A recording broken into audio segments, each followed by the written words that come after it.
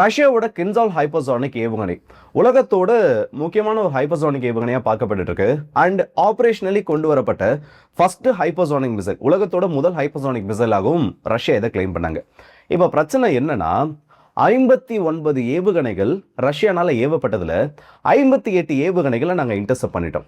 இந்த கிளைம் வச்சிருக்கிறது உக்ரைன். அதுவும் எப்படி அதை பண்ணிட்டோன்றது தான் இந்த வீடியோக்கான ஒரு முக்கியமான காரணமே. பேட்ரியாட்ஸை பயன்படுத்தலை, IRIS-T போன்ற அமைப்புகளை பயன்படுத்தலை, இன்னும் மற்ற ஏர் டிஃபென்ஸ் சிஸ்டம் ஜெர்மனியோடதோ இல்லை வேறு ஏதோ ஃப்ரான்ஸோடதோ இல்லை அமெரிக்காவோட மற்றது இல்லை உக்ரைன் கிட்ட இருக்கக்கூடிய S-300 இது எதுனாலையும் பண்ணலை. எலக்ட்ரானிக் ஜாமிங் யூனிட்ஸை பயன்படுத்தி நாங்கள் இவ்வளோ பெரிய ஒரு சம்பவத்தை பண்ணியிருக்கோம். அதுலேயும் ரஷ்யா என்னெல்லாம் அப்கிரேட் பண்ணணும்னு நினச்சாங்களோ அது எல்லாத்தையும் தாண்டி நாங்கள் இந்த வெற்றியை அடைஞ்சிருக்கோம். ரஷ்யாவோட சாஃப்ட்வேரை ஹேக் பண்ணக்கூடிய அளவுக்கு, அந்த மிசைலோட இன்டர்னல் கம்யூனிகேஷனை ஹேக் பண்ணக்கூடிய அளவுக்கு எங்களோட சிஸ்டம் அவ்வளோ பவர்ஃபுல்லாக இருக்குன்னு உக்ரைன் இப்போ ஒரு கிளைம் வச்சிருக்காங்க. அதுக்கான ரிப்போர்ட்ன்றதையும் கொடுத்துருக்காங்க. இது எந்த அளவுக்கு பாசிபிள், ஒரு மிசைலை எலக்ட்ரானிக் ஜாமிங் பயன்படுத்தி இன்டர்செப்ட் பண்ணுறது இல்லை அதை ஜாம் பண்ணி கீழே விளை வைக்கிறதுன்றது பாசிபிளான ஒரு விஷயம் தான். அதாவது க்ரூஸ் மிசைல் கேட்டகரியில் இது ஹைப்பர்சானிக் மிசைலையோ இல்லை ஒரு பேலிஸ்டிக் மிசைல், ஏன்னா இது வந்து ஒரு ஏர் லான்ச்டு ஹைப்பர்சானிக் பேலிஸ்டிக் மிசைல தான் பார்க்கப்படுது. இதை இன்டர்செப்ட் பண்ணுறது எந்த அளவுக்கு ரியாலிட்டியில் பாசிபிளானு தெரியல. ஸோ அது எல்லாத்தையுமே இந்த ஒரு பதிவில் பார்த்துடலாம். அண்ட் இதுக்கு பின்னாடி இருக்கக்கூடிய பல தகவல்களை பார்க்க போகிறோம். ஸோ வாங்க வீடியோக்குள்ள போயிடலாம். நான் உங்களை கேட்டம் புக்ஸ்டான் டிபி ட்ரெண்டிங்ஸ்.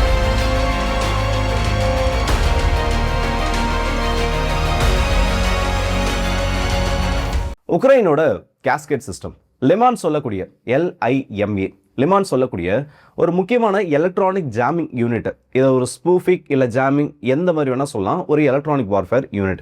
இதை உருவாக்குனது மட்டும் இல்லாமல் கடந்த வருஷத்தோட நடுப்பகுதியிலிருந்து மிட் 2025 ஜூன் மாதத்துலேருந்து இந்த சிஸ்டம்ஸை பயன்படுத்த ஆரம்பிச்சதா சொல்கிறாங்க. இந்த சிஸ்டம்ஸோட பயன்பாடு வந்ததுக்கப்புறமா ரஷ்யா உக்ரைனின் மீது ஏவக்கூடிய அந்த ஏவுகணைகள் நடுவழியிலே தடுத்து நிறுத்தப்பட்டிருக்கு. தடுத்து நிறுத்தப்பட்டுச்சுன்னா இன்டர்செப்ட் பண்ணப்படலை. அதோட டார்கெட்டை போகக்கூடிய அந்த ஒரு பாதையை மாற்றி காலியான இடத்துல விழ வைக்கிறது, இல்லை முக்கியமான ஒரு அம்யூனிஷன் டிப்போட்டை நோக்கி போகிறப்போ காடுகளில் விழ வைக்கிறது, ஏரிகளில் இல்லை மற்ற பகுதிகளில் கடற்கரை ஓரங்களில் வீசப்பட்ட கடலில் விழ வைக்கிறதுன்னு சொல்லிட்டு முக்கியமான பல பணிகளை பண்ணி ஜூன் மாதத்துலேருந்து அந்த வருஷத்தோட இறுதி வரைக்கும் 28 ஏவுகணைகளை இன்டர்செப்ட் பண்ணதாகவும், இப்போ இந்த வருடத்தோட முதல் 3 மாதங்களில் 24 ஏவுகணைகளுக்கும் அதிகமாக, இப்போ லாஸ்ட்டாக வந்து 26 டேட்டாவை சொல்லியிருக்காங்க. நம்ம அந்த 24 எடுத்துப்போம். இந்த முதல் 3 மாதங்களில் 24 ஏவுகணைகளை நாங்கள் இன்டர்செப்ட் பண்ணியிருக்கோம். ஸோ ஓவராலாக இது வரைக்கும் 52லேருந்து 58 ஏவுகணைகள் வரைக்கும் நாங்கள் இன்டர்செப்ட் பண்ணியிருக்கோம். இந்த சிஸ்டம் டெப்ளாய் பண்ணப்பட்ட அந்த ஒரு பகுதியில் ஒரே ஒரு மிசைல் மட்டும்தான் இதை தாண்டி போய் டார்கெட் பண்ணுச்சு, இல்லை இதோட அந்த ப்ரொடெக்ஷன் லேயரை தாண்டி போய் ஸ்ட்ரைக் பண்ணிருச்சுன்னு ஒரு கிளைமை வைக்கிறாங்க. இது அவங்களோட கிளைம். இதை நிறைய நபர்கள் வந்து இப்போ எடுத்து விமர்சனம் பண்ண ஆரம்பிச்சிருக்காங்க. விமர்சனங்களை பற்றி கடைசியாக பார்ப்போம். இது பாசிபிளாக இல்லையான்றதை இப்போ பார்த்து முடிச்சிடும். எலக்ட்ரானிக் ஜாமிங்னா என்ன, இல்லை எலக்ட்ரானிக் வார்ஃபேர் ஏஜென்ட்ஸோட முக்கியமான வேலை என்னன்னா, எதிரிகளை செயல்பட விடாமல் தடுக்கிறது. இந்த செயல்பட விடாமல் தடுக்கிறதுன்றது எப்படி நடக்குன்றது அந்த மிசைலோட ஒர்க்கிங் இல்லை அதோட கம்யூனிகேஷனை பார்க்குறப்ப தான் நமக்கு புரியும். இப்போ ஒரு மிசைல் ஃபயர் பண்ணப்பட்டுச்சுன்னு வைங்க, அந்த மிசைல் கம்யூனிகேஷன்ன்றதை சேட்டலைட்டோட வச்சுக்கும்.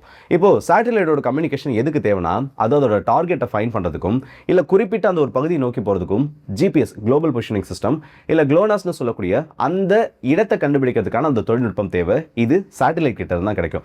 ஸோ அப்படி அந்த மிசைல் போகிறப்போ அது அந்த திசையை நோக்கி போகிறதுலையும் குறிப்பிட்ட அந்த ஒரு இடத்துல குண்டூசி அடித்து வச்சுட்டு அதோட லாட்டிடியூட் லாங்கிடியூட் லொகேஷனை கொடுக்குறப்போ அதை நோக்கி அந்த மிசைல் போகிறதுக்கு இந்த சேட்டலைட் கம்யூனிகேஷன் உதவியானது தேவை. அப்போது இந்த எலக்ட்ரானிக் ஜாமிங் யூனிட்ஸ்லாம் எப்படி வேலை செய்யும், 3 விதத்தில் இந்த மிசைலை தடுக்கிறதுக்கான முயற்சிகள் பண்ணும். ஒன்று, GPS டினைடு என்விரான்மெண்ட். அந்த பகுதியில் அதிகப்படியான நாய்ஸை உள்ள அனுப்பி அந்த பகுதியை ஒரு சேச்சுரேட்டட் ஜோனாக மாற்றி சேட்டலைட் கம்யூனிகேஷன் மொத்தமாக தடுத்துரும். அப்படி தடுக்கிறப்போ இந்த மிசைலுக்கு இன்புட் எதுவும் கிடைக்காம அந்த மிசைல் தன்னிச்சையாக செயல்பட்டு வேற எங்கேயாச்சும் விழுந்துடும், அதோட டார்கெட்டுக்கு போகாது. இன்னொன்று, GPS ஸ்பூஃபிங்.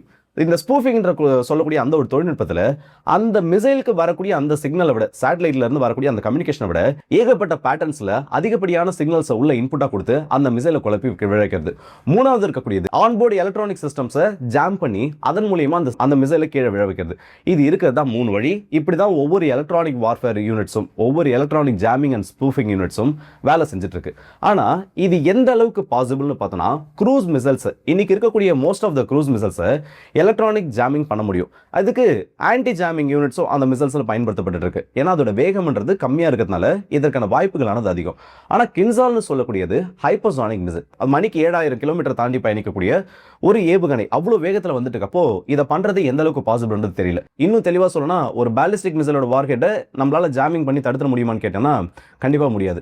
அப்படி இருக்கப்போ இந்த ஒரு ஹைப்பர்சானிக் மிசைலை ஜாமிங் பண்ணி தடுக்கிறதுன்றது எந்த அளவுக்கு பாசிபிள்னு தெரியல. ஆனா இதுல உக்ரைன் வந்து 4வது விதமா ஒரு தொழில்நுட்பத்தை யூஸ் பண்ணணும்னு சொல்லியிருக்காங்க. நான் ஸ்டார்டிங்ல சொன்ன அந்த 3 ஸ்பூஃபிங், ஜாமிங் அண்ட் அது மட்டும் இல்லாம அந்த மிசைலோட இன்டர்னல் காம்போனன்ட்ஸை செயல் இழக்க வைக்கிறது. இது 3 தான். இப்போ 4வது இவங்க என்ன பண்ண சொல்லியிருக்காங்கன்னா அந்த மிசைலோட ப்ரீ பிளான்டு டார்கெட். ஏன்னா கின்சால் ஹைப்பர்சானிக் மிசைல் ஆனது அதாவது குளோனஸை மட்டுமே பயன்படுத்தி இந்த இடத்துல உள்ள வரதில்லை.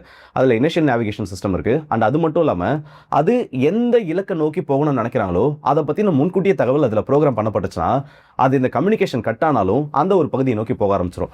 அதை நாங்கள் பர்டிகுலராக இந்த இடத்துல டார்கெட் பண்ணியிருக்கோம். எங்களோட சைபர் அட்டாக் மூலியமா அந்த டேட்டா சேட்டலைட்டோட அது கம்யூனிகேட் பண்ணிட்டு இருக்கக்கூடிய அந்த டேட்டாவை எடுத்து அந்த டேட்டாவை கரப்ட் பண்ணுறது மூலயமா ஒரு சைபர் அட்டாக் பண்ணுறது மூலயமா இது எங்களால் பாசிபிளாக நடத்தி முடிஞ்சிருக்குன்னு சொல்கிறாங்க. ஆனால் இது வரைக்கும் எந்த ஒரு நாடுகளும் இது எந்த அளவுக்கு பண்ணியிருக்காங்க இல்லை இது சம்மந்தப்பட்ட ரிசர்ச் எதுவும் நடந்திருக்கான்னு பார்த்தோன்னா பெருசாக அதை பற்றின டேட்டான்றது கிடைக்கல.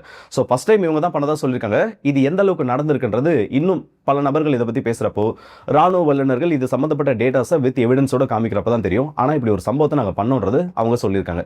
இப்போ இவங்க என்ன சொல்லியிருக்காங்க, அது எந்த அளவுக்கு வந்து ஹைப்பர்சானிக் மிசைல் கிட்ட பாசிபிள் இல்லை என்னென்ன வழிகள் இருக்குன்றதை நம்ம பார்த்துருப்போம். உண்மையிலேயே உங்களால் கின்சால் மிசைலை இந்த இடத்துல தடுத்து நிறுத்திக்க முடியுமான்னு பார்த்தோன்னா ஹைப்பர்சானிக் ஸ்பீடில் வரக்கூடிய ப்ராஜெக்ட்ல உங்களோட எலக்ட்ரானிக் வார்ஃபேர் ஏஜென்ட்ஸை பயன்படுத்தி இந்த அளவுக்கு ரிசல்ட் கொடுக்க முடியுமான்றது ரொம்ப பெரிய ஒரு சந்தேகம். அதுவும் கின்சால் போன்ற ஒரு ஹைப்பர்சானிக் பாலிஸ்டிக் மிசைல்ல CRPA சொல்லப்படக்கூடிய கண்ட்ரோல்டு ரிசப்ஷன் பேட்டர்ன் ஆண்டனாஸ் சொல்லுவாங்க. இது வந்து ஒரு 32 சேனல் CRPA சொல்லலாம்.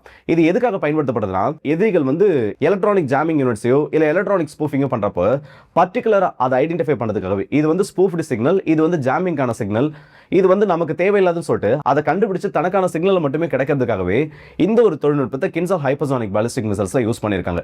இந்த தொழில்நுட்பத்தை தாண்டி இவங்களால எந்த அளவுக்கு அதை ரீச் பண்ணியிருக்க முடியும்ன்றது தெரியல. அண்ட் இதோட விளைவு என்னன்னு பார்த்தோன்னா ஒரு குறிப்பிட்ட ஏரியாக்குள்ள இதே நீங்க ஸ்பூஃப் பண்ணனா ஒரு இப்போ அந்த மிசைலோட ரேஞ்ச் வந்து ஒரு 300 கிலோமீட்டர்னு வச்சுக்கோங்க. அது பயணிக்கக்கூடிய அந்த ஒரு பாதை அது ஒரு நேர்கோட்டில் பயணிக்குதுன்னா அதை சுற்றி இருக்கக்கூடிய ஒரு 30 கிலோமீட்டர். இப்போ இந்த மிசைல் வந்து சென்டரில் பறக்குது. இந்த மிசைல்ல இருந்து இந்த பக்கம் ஒரு 15 கிலோமீட்டர், இல்லை இந்த பக்கம் ஒரு 15 கிலோமீட்டர். இப்படி அதோட பாதையில மினிமம் ஒரு 30ல இருந்து 40க்கும் அதிகமான எலக்ட்ரானிக் ஜாமிங் யூனிட்ஸ் உங்களால செட் பண்ணா மட்டும்தான் இதை தாண்டி உங்களால அந்த மிசைலை லான்ச் பண்ண முடியும். அப்படி பார்க்குறப்போ சராசரியா ஒரு மணி நேரத்துக்கு 2 கின்சால் ஹைப்பர்சானிக் பாலிஸ்டிக் மிசைல்ஸ் உள்ள நுழைஞ்சாலே அதை ஜாம் பண்றது ஆல்மோஸ்ட் இம்பாசிபிளான ஒரு விஷயமா மாறி இருக்கும். ஸோ அதுக்கு பின்னாடி என்ன நடந்திருக்குன்றது தெரியல. உக்ரைனோட செய்திகளில் இதை பத்தின எந்த ஒரு தகவலும் கிடையாது. கடைசியா வந்து 2025 ஒரு ஆக்டிவ் சீக்கர் இந்த கின்சால் ஹைப்பர்சானிக் மிசைல்ல ரஷ்யா பயன்படுத்தியிருக்காங்கன்னு அமெரிக்காவோட மிலிட்டரி ரிப்போர்ட்ல மென்ஷன் பண்ணியிருக்காங்க. ஃபைனல் ஸ்டேஜஸ்ல முன்ன இருந்ததை விட அது அதிகமாக மெனூர் பண்ணுறதுக்காகவும் ரியல் டைம் டார்கெட்டை எல்லா தடைகளையும் தாண்டி எல்லா ஜாமிங் மற்றும் ஸ்பூஃபிங் எல்லாத்தையும் தாண்டி அடிக்கணுன்றதுக்காகவும் இந்த ஒரு தொழில்நுட்பத்தை உள்ள கொண்டு வந்திருக்கிறதாகவும் அந்த அறிக்கையில சொல்லியிருக்காங்க. ஸோ அதையும் தாண்டி இந்த ஜாமிங் எந்த அளவுக்கு பாசிபிள்னு தெரியல. அண்ட் இவங்க பப்ளிஷ் பண்ணியிருக்கக்கூடிய இந்த லிமா சிஸ்டத்தை ஆப்ரேட் பண்ணக்கூடிய அந்த ஒரு கம்பெனி பப்ளிஷ் பண்ணியிருக்கக்கூடிய ஒரு வீடியோவில் இந்த ஜாமிங் யூனிட்டை பயன்படுத்தி ஒரு மிசைல் டவுன் பண்ணப்படுறப்போ அது எந்த அளவுக்கு செயல்படுதுன்னு சொல்லி ஒரு வீடியோ பப்ளிஷ் பண்ணியிருக்காங்க. அந்த வீடியோ பார்த்தோன்னா மிசைல் வந்து மிடில் ஏர்ல பிரேக் டவுன் ஆகுறது தெரியுது. அதாவது அந்த ஸ்ட்ரக்சரல் டேமேஜ்னு சொல்லுவோம்ல அது தெளிவாக தெரியுது. எலக்ட்ரானிக் வார்ஃபேர் ஏஜென்ட்ஸை யூஸ் பண்ணுறப்போ அந்த மிசைலுக்கு நடுவானத்தில் எந்த விதமான பாதிப்பும் ஏற்படாது. அது கீழே விழுந்தால் மட்டும்தான் அதோட இம்பாக்ட்ன்றது இருக்கும். ஏன்னா காரணம் வந்து நார்மலாக பறந்துட்டு இருக்க ஒரு இடத்த நீங்கள் வந்து இப்போ ஒரு ட்ரோனை பறக்க வச்சுருக்கீங்க, டிஜே மாதிரி இருக்கக்கூடிய ஏதோ ஒரு ட்ரோனை பறந்துட்டு இருக்கீங்க. திடீர்னு அது அவுட் ஆஃப் கண்ட்ரோல் போகிறப்போ உங்களோட கண்ட்ரோல் விட்டு அது போகிறப்போ அது எப்படி கீழே விழுமோ அதே மாதிரி தான் இந்த மிசைல் வந்து எலக்ட்ரானிக் ஜாமிங்னால பாதிக்கப்பட்டுச்சுன்னா கீழே விழும். ஆனால் அதுக்கு ஸ்ட்ரக்சரல் டேமேஜ் நடுவானத்தில் ஏற்படுதுன்னா இந்த யூனிட் அதில் என்ன பண்ணுச்சு, இல்லை இவங்க சொல்கிற மாதிரி அது அதனால தான் டவுன் பண்ணப்பட்டுச்சா, இல்லை வேற எதுவும் இன்டர்செப்டர்னால டேமேஜ் பண்ணப்பட்டதுக்கு அப்புறமா அந்த ஃபுட்டேஜ் ஆனது கொண்டு வரப்பட்டதானே ஏகப்பட்ட சந்தேகம் இதுக்கு பின்னாடி இருக்கு. இவங்க சொல்லியிருக்கக்கூடிய தொழில்நுட்பம் ப்ராக்டிக்கலி ஒரு மிசைலை ஜாம் பண்ணுறதுக்கு பாசிபிளாக இருக்கக்கூடிய வகையில் தான் அவங்க சொல்லியிருக்காங்க. ஆனால் கின்சால் மிசைலை இவங்க இதை பயன்படுத்தி நாங்கள் இன்டர்செப்ட் பண்ணிட்டோம், எலக்ட்ரானிக்கலி ஜாம் பண்ணிட்டோம்னு சொல்கிறப்போ அதுக்கான பாசிபிலிட்டிஸ் இந்த அளவுக்கு கம்மியாக இருக்குது. அண்ட் 59ல் 59 நாங்கள் இன்டர்செப்ட் பண்ணிட்டோம்னு சொல்லிட்டா ஈஸியாக மாட்டிக்குவாங்க. அதனால அந்த ஒரு மிசைலை விட்டுட்டு 58ன்றத கணக்காக காமிச்சிருக்காங்களோன்றது தான் இந்த இடத்துல சந்தேகமாக இருக்குது. சொல்ல முடியாது, வேற எதுவும் புதுசாக தொழில்நுட்பம் இதுக்கு பின்னாடி இருந்தாலும் இருக்கலாம். ஆனால் இப்போதைக்கு இவங்க சொல்லப்பட்டிருக்கிறது உக்ரைனை சார்ந்த பல அனலிஸ்ட்னாலேயே இப்போ பெரிய ஒரு பேசு பொருளாக இருக்கு. அது உங்களுக்கு நல்ல விதத்தில் இருந்தால் பரவாயில்ல. இந்த அளவுக்கு ஒரு 32 சேனல் சிஆர்பிவை உங்களால் ஜாம் பண்ண முடியும் அப்படின்னா நீங்கள் எந்த அளவுக்கு கீழே கிரவுண்டில் வந்து இதுக்கான யூனிட்ஸை ரெடி பண்ணி வச்சிருக்கேன்னு சொல்லிட்டு ஏகப்பட்ட கேள்விகளானது வந்துட்டு இருக்கு. ஸோ பொறுத்திருந்து பார்ப்போம் இதை பற்றி எப்படி அடுத்த அப்டேட்ஸ் என்ன கிடைக்குதுன்னு. ஸோ அது கிடைச்சா தனியாக ஒரு வீடியோவில் பார்ப்போம். அண்ட் குறிப்பாக இதை பற்றி உங்களோட கருத்துக்கள். கின்சாலில் 59ல் 58 நாங்கள் இன்டர்செப்ட் பண்ணிட்டோம். உக்ரைன் ரொம்ப பெரிய ஒரு கிளைம் வச்சிருக்காங்க. இது வந்து மேசிவ் நம்பர்ஸ்.